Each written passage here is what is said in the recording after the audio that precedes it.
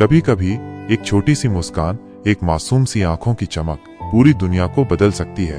ये कहानी है एक भूखे बच्चे की, जिसकी मुस्कान ने सिर्फ एक इंसान का नहीं बल्कि हजारों जिंदगियों का रास्ता बदल दिया।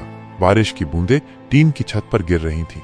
कीचड़ भरी गलियों से गुजरती हुई एक छोटी सी परछाई अपनी नंगे पांव चलती चाल में आगे बढ़ रही थी। उसका नाम था आर्यन। उम्र मुश्किल से 8 साल, शरीर दुबला पतला, कपड़े फटे हुए और चेहरा मासूमियत से भरा। आर्यन एक भूखा बच्चा था। कई दिनों से पेट भर खाना नहीं मिला था, पर फिर भी उसके चेहरे पर एक हल्की सी मुस्कान थी। वो मुस्कान जैसे वो दुनिया को बता रहा हो, मैं अभी भी हार नहीं मानूंगा। सड़क के किनारे एक बड़ा होटल था, चमचमाती लाइट्स, अंदर खुशबूदार खाने की महक। लेकिन बाहर कूड़े के डिब्बे के पास खड़ा आर्यन उस महक को बस सांसों में भरकर जीने की कोशिश कर रहा था। उसकी नजर अंदर खाने वालों पर थी। फिर उसकी नजर गई एक आदमी पर जो प्लेट में आधा खाना छोड़कर चला गया। आर्यन धीरे से वहां गया, प्लेट उठाई और बिना किसी शर्म के उस अधूरे खाने को खाने लगा। पर तभी किसी ने उसके कंधे पर हाथ रखा। वो आदमी था राहुल कपूर, एक बड़े बिजनेस ग्रुप का मालिक। लाखों की कमाई, ऊंची सोच, लेकिन दिल में इंसानियत बची हुई थी। राहुल ने आर्यन से पूछा, बेटा भूख लगी है? आर्यन ने सिर हिलाया लेकिन मुस्कुराया और बोला, भूख तो है साहब, लेकिन ये खाना बहुत अच्छा है, किसी ने बचाया, मैं खा रहा हूँ, शुक्र है। उस मुस्कान में कुछ था, कुछ ऐसा जो सीधे दिल को छू गया। राहुल ने कहा, चलो मेरे साथ खाना खाओ।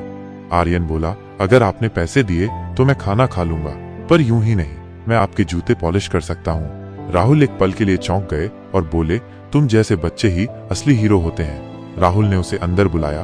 गरम गरम रोटी, दाल, चावल, सब्जी। आर्यन की आंखों में पानी था, लेकिन वो मुस्कुरा रहा था। उसने एक एक कौर खाया जैसे कोई पूजा कर रहा हो। राहुल उसे बस देख रहे थे। उस भूखे बच्चे की मुस्कान में कुछ ऐसा था जो उन्होंने अपने करोड़ों के बिजनेस में कभी नहीं देखा था। खाने के बाद राहुल ने पूछा, तुम स्कूल क्यों नहीं जाते?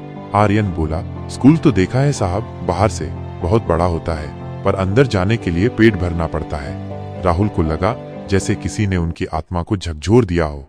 उस रात वो सो नहीं पाए। अगली सुबह राहुल ने अपने दफ्तर में एक मीटिंग बुलाई।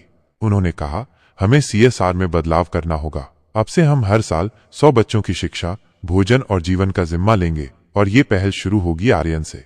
आर्यन को एक अच्छे स्कूल में दाखिला मिला। नए कपड़े, नए जूते, किताबें, लेकिन मुस्कान वही पुरानी। वो कहता था, मैं बड़ा होकर और बच्चों को भी खाना और स्कूल दूंगा। जो मैं झेल चुका हूं वो कोई और न झेले।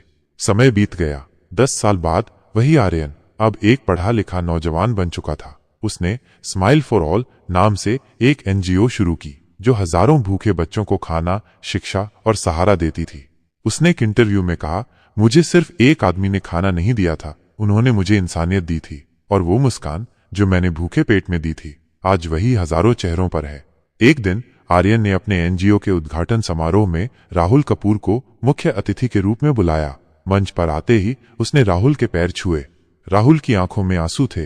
आर्यन ने कहा, अगर उस दिन आपने मेरी मुस्कान को नहीं पहचाना होता तो शायद आज मैं जिंदा भी नहीं होता। कभी कभी जिंदगी में सबसे बड़ी क्रांति एक भूखे बच्चे की मुस्कान से शुरू होती है। वो मुस्कान जो आशा देती है, जो इंसानियत को जगाती है, जो दुनिया को बेहतर बनाने की प्रेरणा देती है। तो दोस्तों, अगर कभी आपको किसी भूखे, नंगे, बेसहारे बच्चे की मुस्कान दिखे तो रुक जाइए, क्योंकि वो मुस्कान सिर्फ एक बच्चे की नहीं होती, वो एक नए युग की शुरुआत होती है। कहानी खत्म होती है, लेकिन सोच शुरू होती है। कृपया अपने आसपास देखें, किसी भूखे चेहरे पर मुस्कान लाने की कोशिश करें, क्योंकि एक भूखे बच्चे की मुस्कान सच में दुनिया बदल सकती है। अगर आपको ये कहानी प्रेरणादायक लगी तो इसे जरूर शेयर करें, ताकि और भी लोग मुस्कुराना सीखें और किसी की जिंदगी बदल सकें।